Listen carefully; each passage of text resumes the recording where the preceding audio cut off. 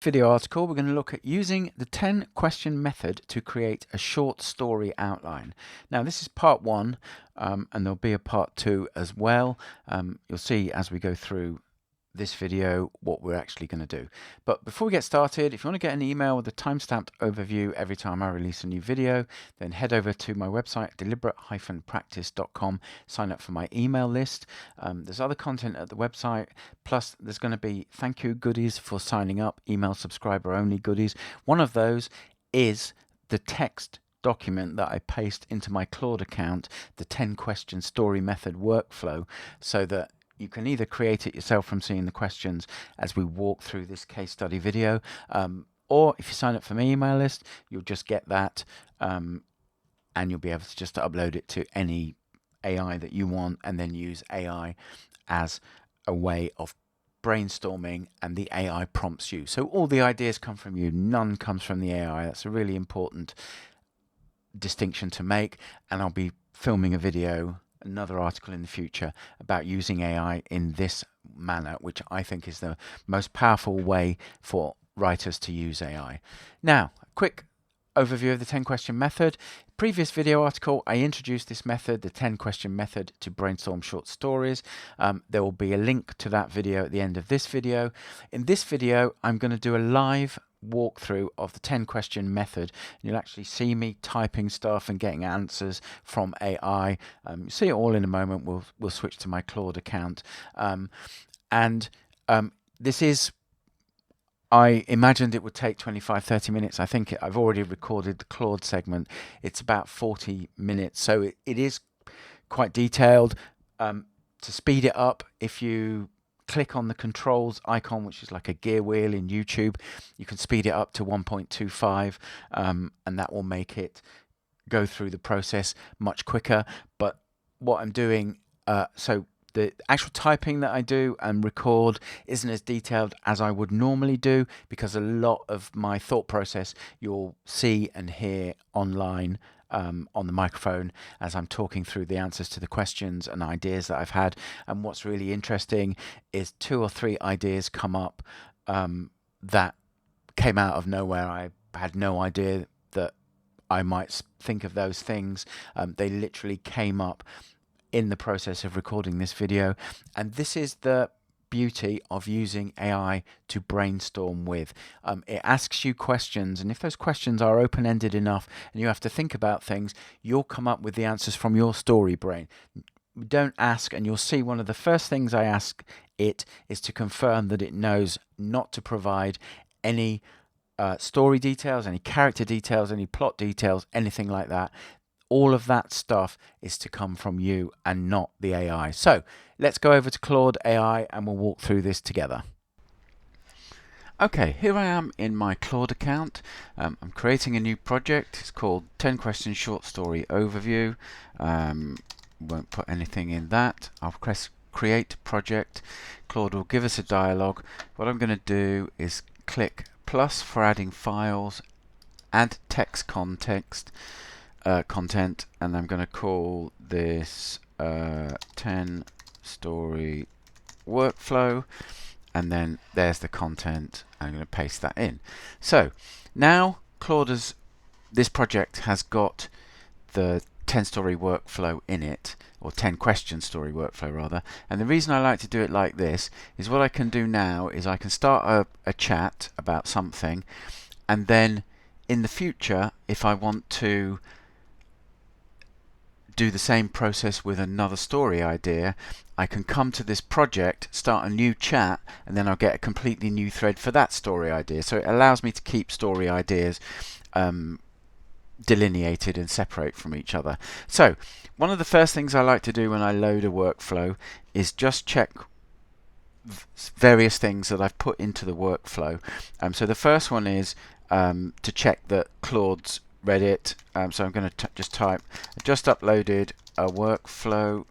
Can you confirm you understand what you are to do? And then the other thing that I tend to do when I'm working with Claude is try and direct it on how to give me its output. So if I put please bullet point your understanding below. And then it will say something, and it says, I understand I'm to act as your Socratic brainstorming partner. I will ask you 10 questions in specified order. I must not suggest any character details, plot details, or story details unless you explicitly ask me to. After you answer each question, I must wait for you to type next before moving to the next question. I should not comment on your answers at all until you say next. It shouldn't comment on them at all. For question 1 only, if you're unsure about the emotion feeling, I will ask you to list 5 movies or books that end with the feeling you want to create, and I'll suggest what that feeling is. I start with question 1 only and wait for your response and next before proceeding. Ready when you are. Here's question 1. What emotion or feeling do you want your reader to have at the end of the story? I'm just going to type something. Sidebar to Claude. Please note I can respond multiple times and you are not to say anything until I've typed next. Understood?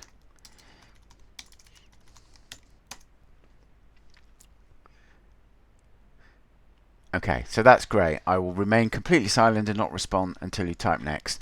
Okay, what emotion or feeling do you want your reader to have at the end of the story? Now here, I know what I want to have in this story, but I'm just going to show you what it can do. So I'm going to say, I want to create the kind of twist found in The Sixth Sense or The Prestige. What emotion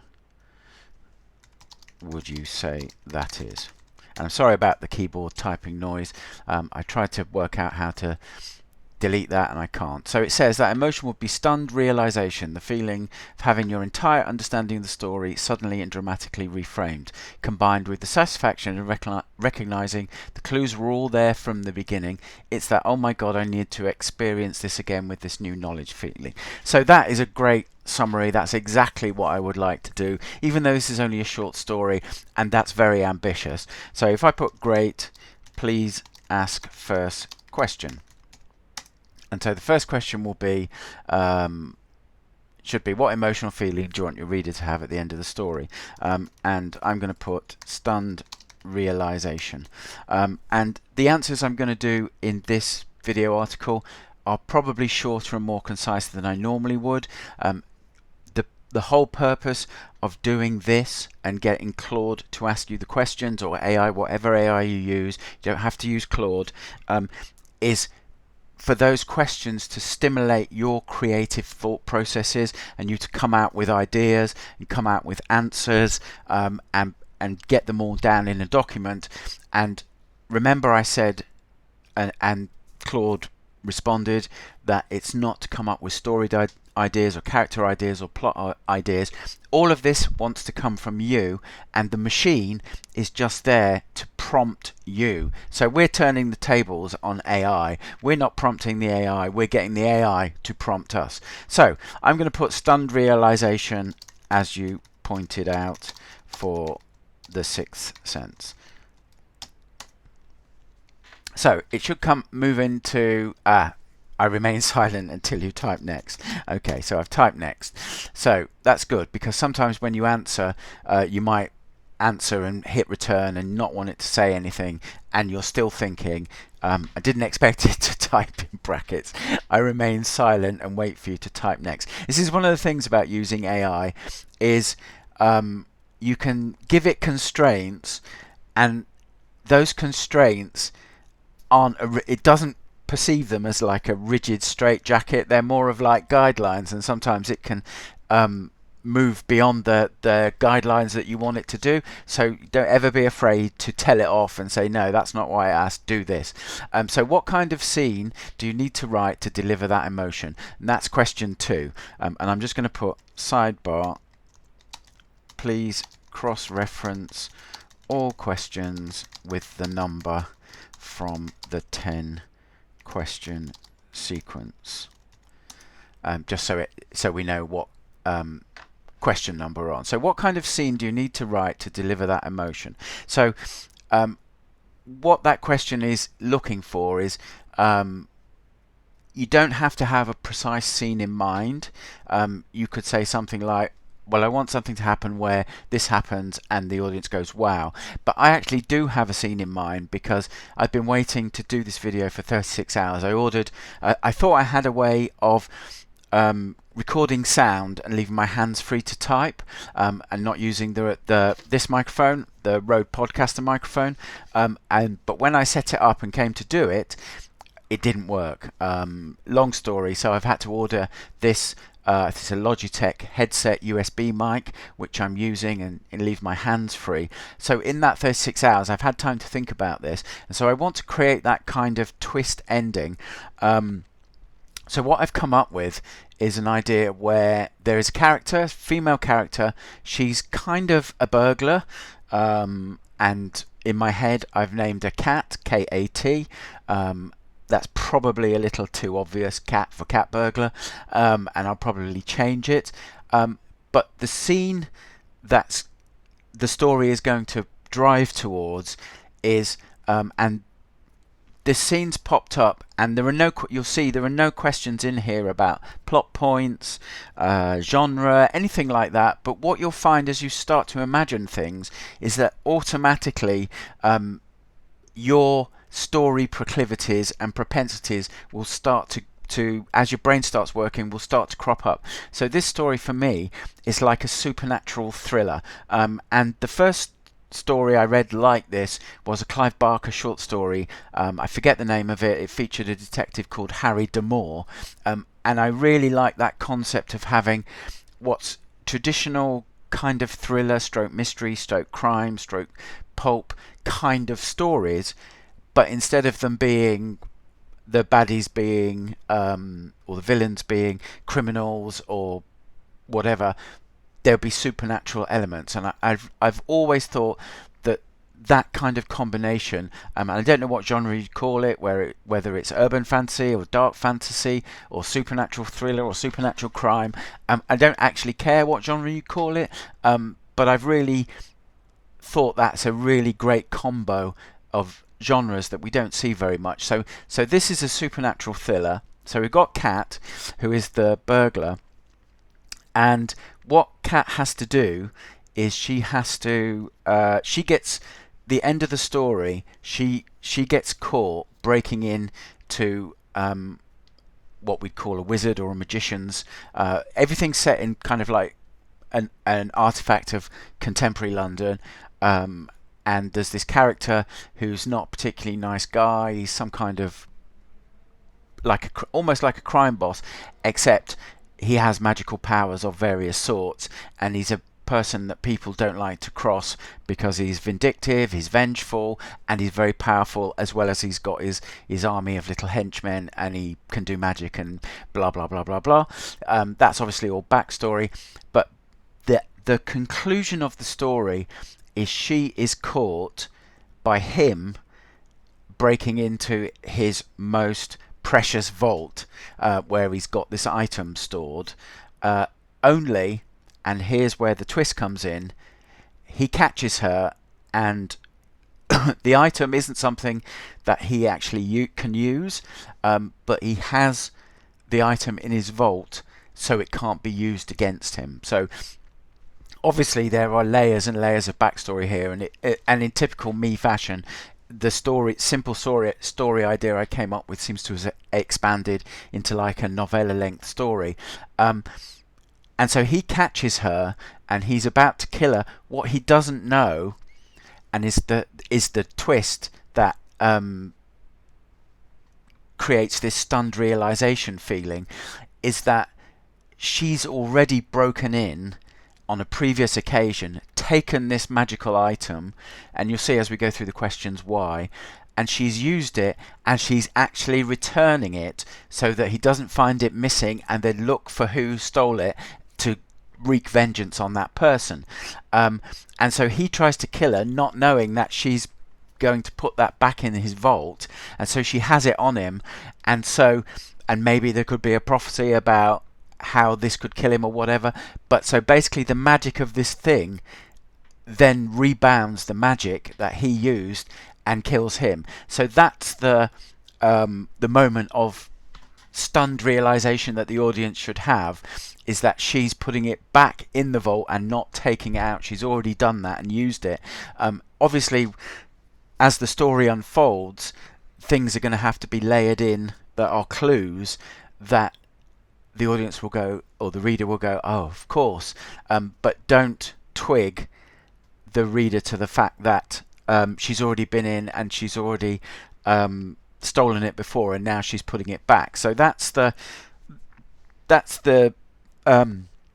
conclusion to the story and how we'll get that twist ending. So if I write, what kind of scene do you need to deliver that motion?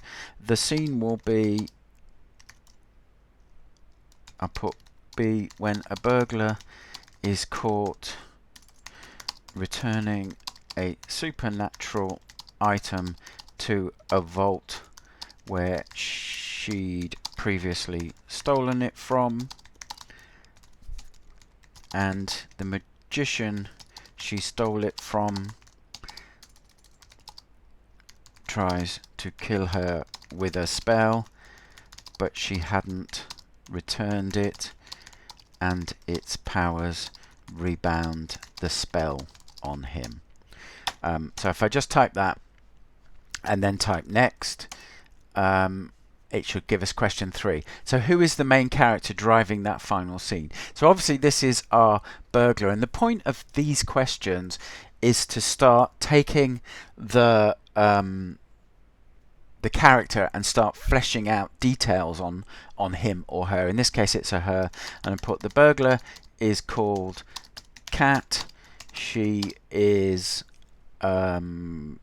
let's say she is in her late 20s, and the audience will think she is stealing something or trying to steal something, where the supernatural approach is dangerous, even life-threatening, but she is actually putting it back because she stole it on a previous visit.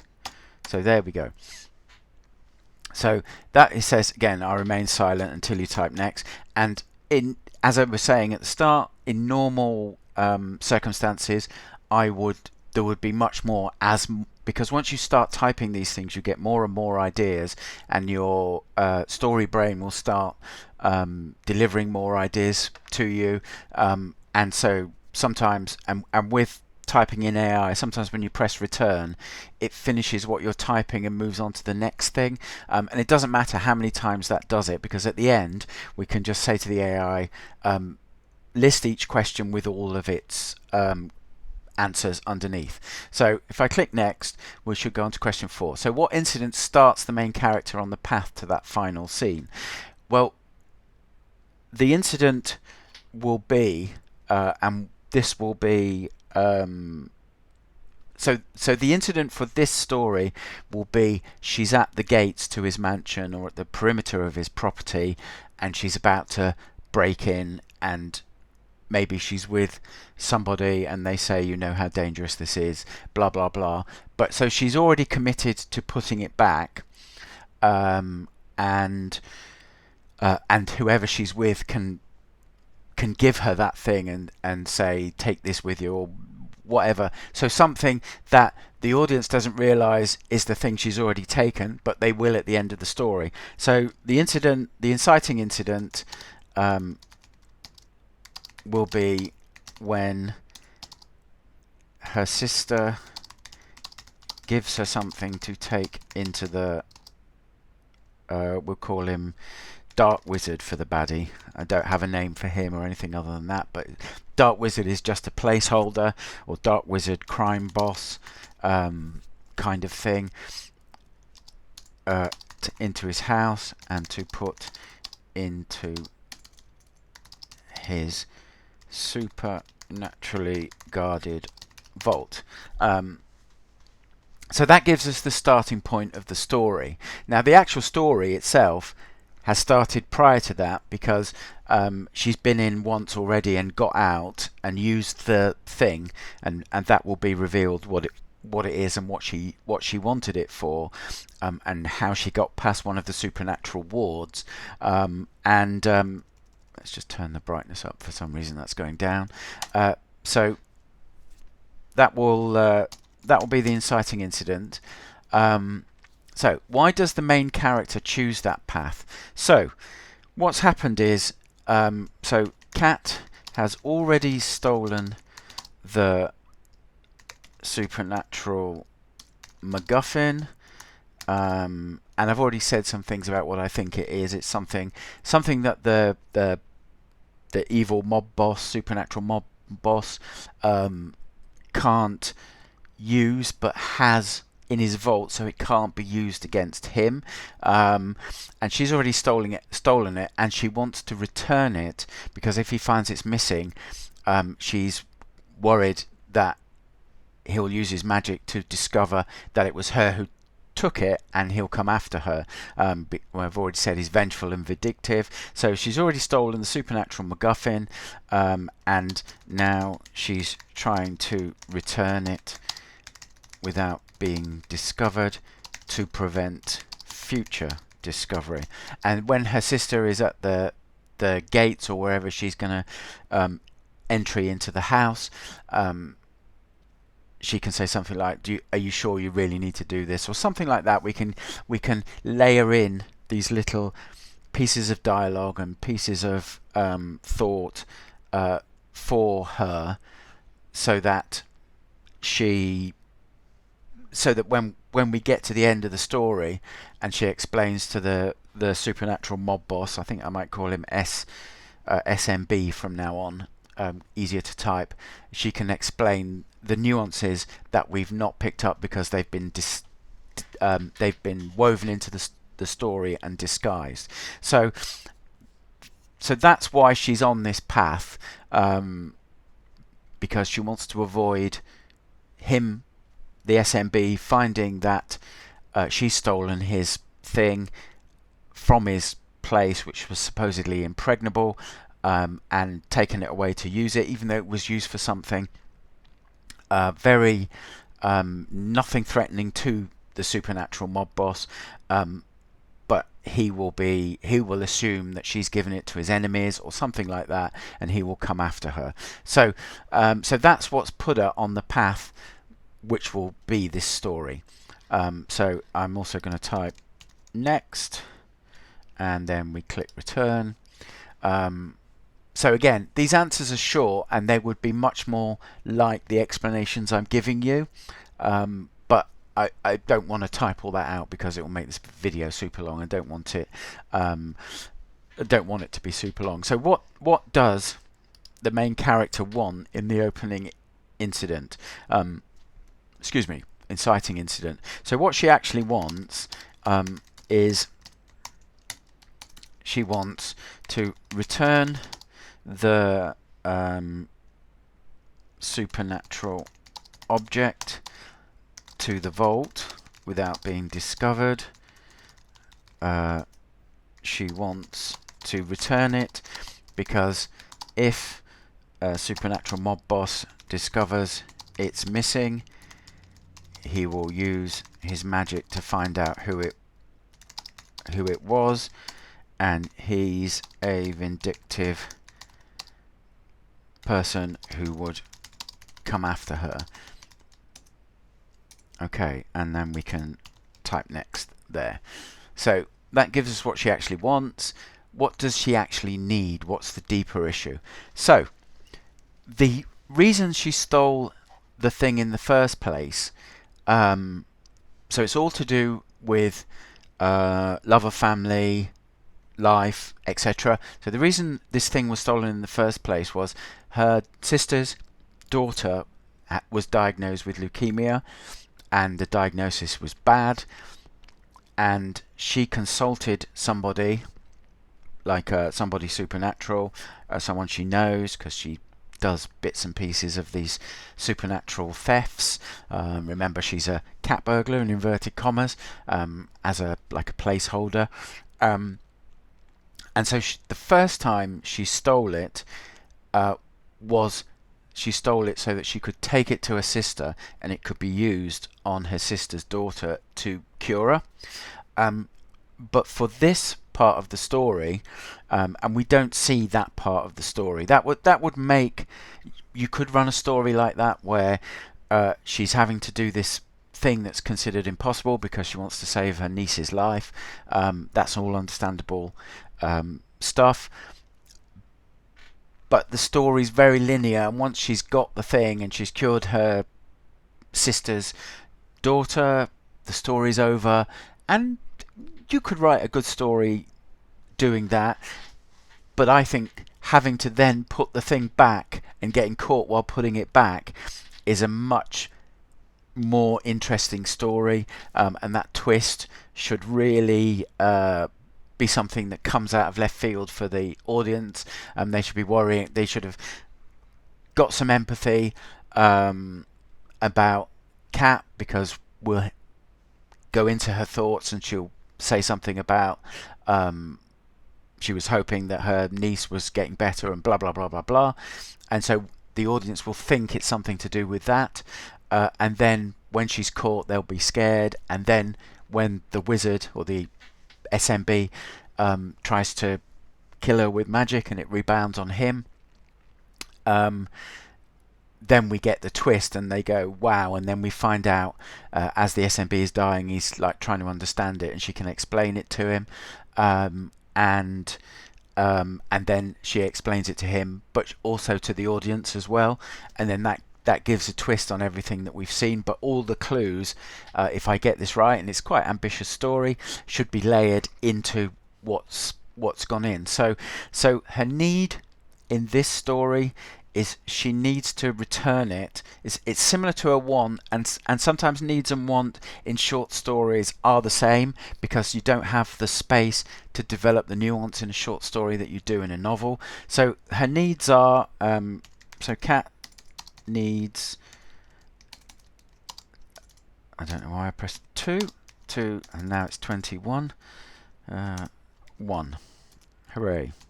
To return the object without being caught, to ensure her safety.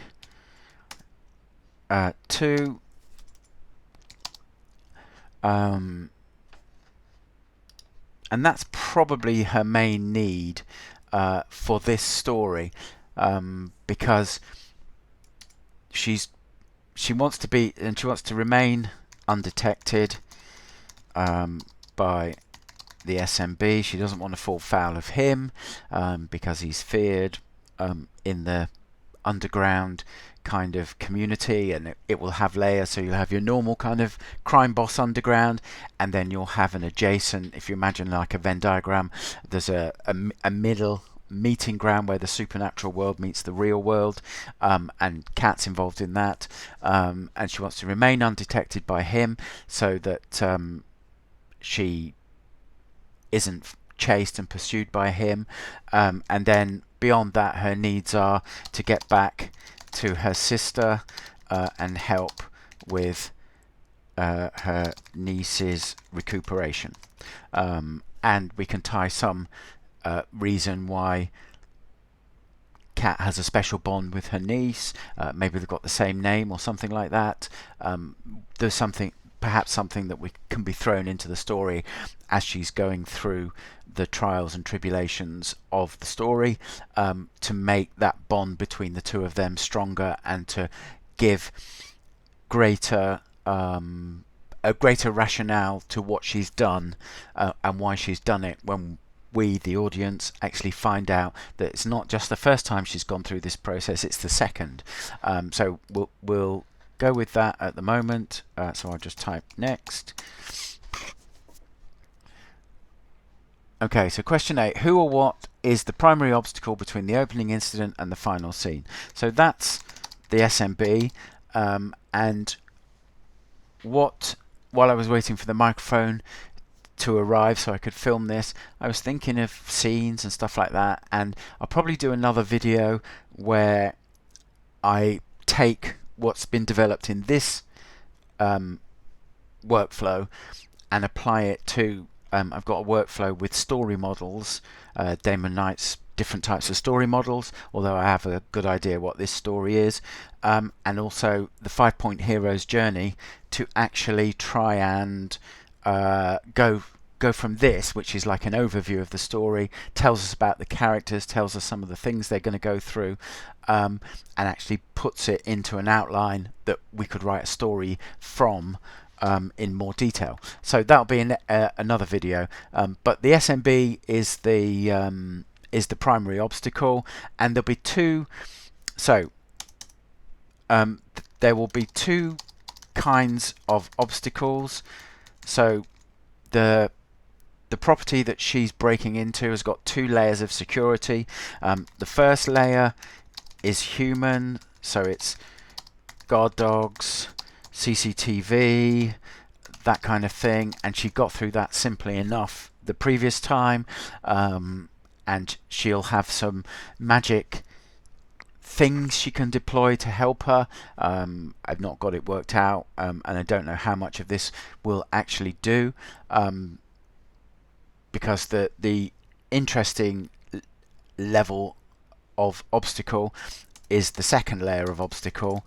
Second layer is supernatural and involves 3 supernatural challenges, if you like, challenges stroke tests.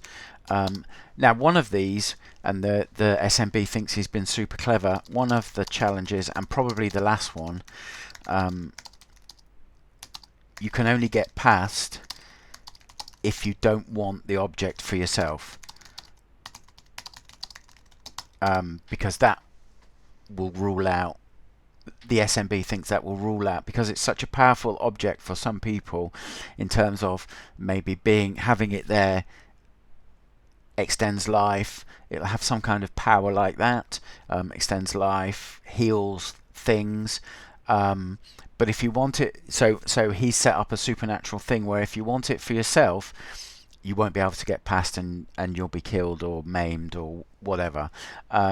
So that second layer is the interesting part of the story that we'll see her navigate, and then finally something she does will trip the SMB, and he will confront her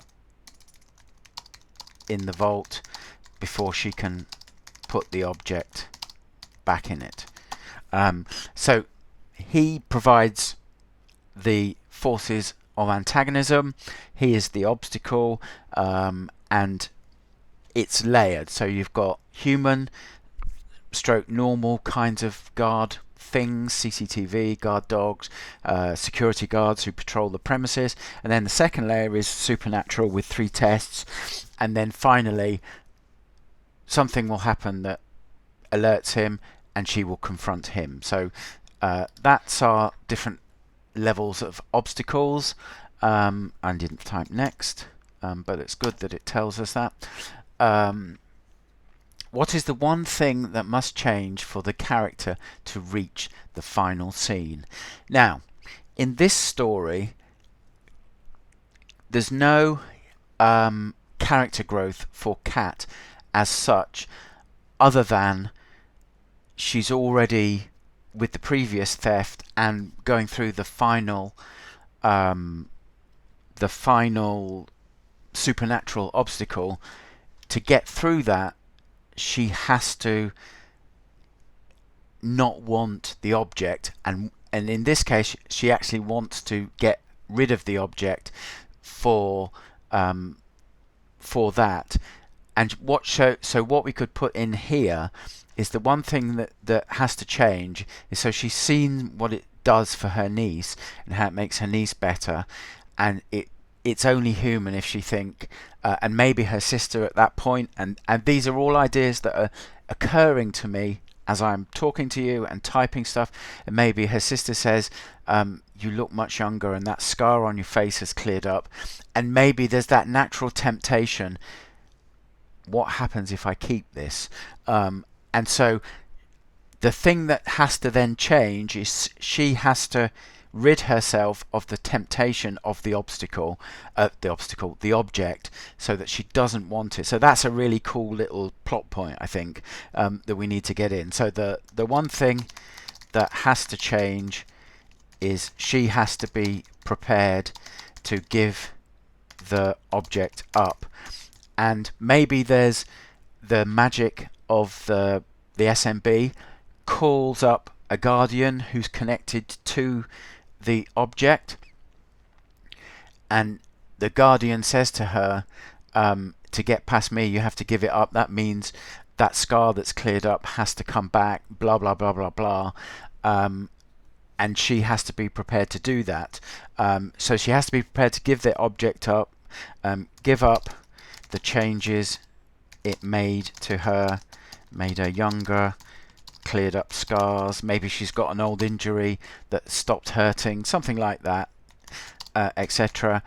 And she has to be prepared to do that. So maybe that could be our point of change in this, just prior to the final scene, where as she's about to put the object back, the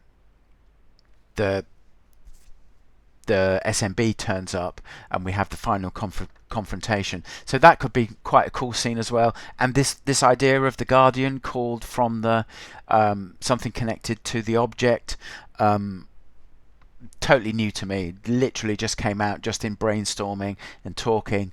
And this is the power of using AI to be your Socratic brainstorming partner. It will ask you questions, force you to think of things that you maybe wouldn't have thought of, and once you get used to doing this, and it can take a few goes through to really for your brain to go, oh, this is what we need to do, okay. And depending on how many stories you've come up with, your story muscles and the Stephen King's Boys in the Basement will start to work, and they'll start to give you ideas. And when you get to the end of it and you see everything listed, you'll go, wow, where did that come from? And as I said to you at the start, there was a couple of things that I thought of, but this thing about a guardian from the object coming and making sure she has to give things up, the change in her behavior by having the object before she gives it to cure her niece, changing not her behavior, rather her appearance, making her look younger, clearing up scars, that kind of thing. Never thought of stuff like that before. So it's a really interesting process to go through. And one of the things that you can do, you don't have to do it in one pass. You can, at any stage, you can go, do you know what? That's a really interesting question. I'm not sure. I'm going to go and take the dog round the block and have a think about it. You'll come back and the screen will still be there in front of you, and it won't matter that an hour's elapsed or half an hour. You can type a new answer. So I didn't type next, so it will say now remain silent. So let's type next. And then the final question, what's at stake if they don't reach that final scene? So this is quite an easy question to answer.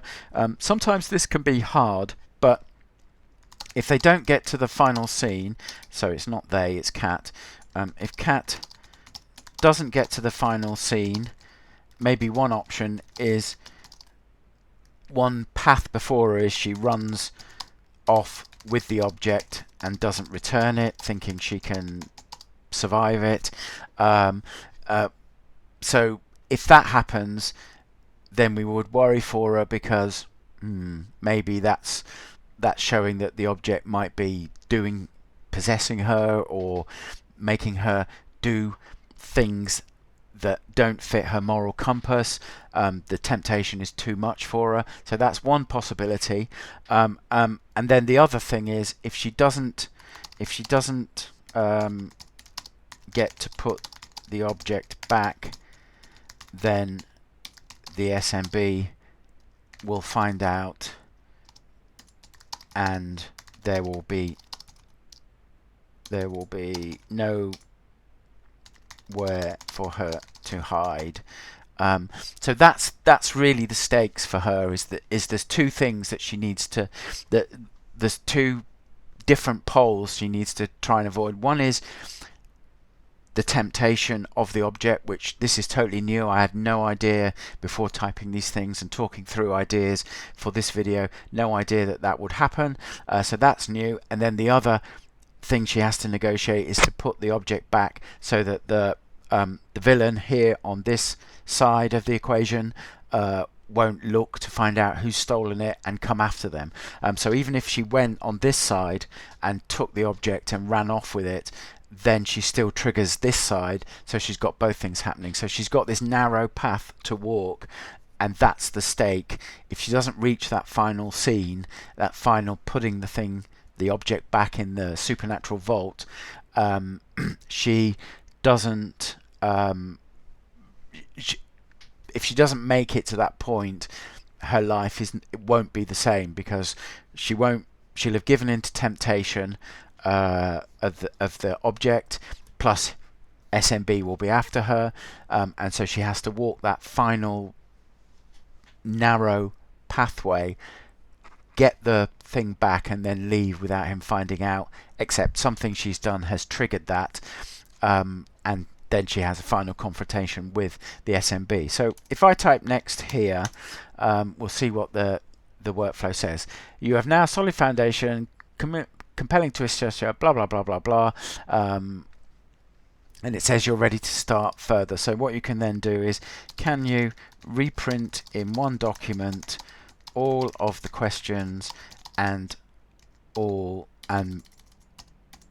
my answers,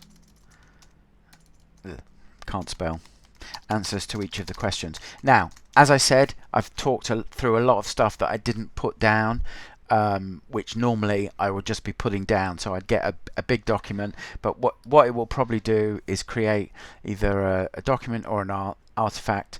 Okay, so it's giving us a thing, which is like a summary of what we've done, and as I said, normally this would be 5 times the length with all the stuff, and that gives us a document.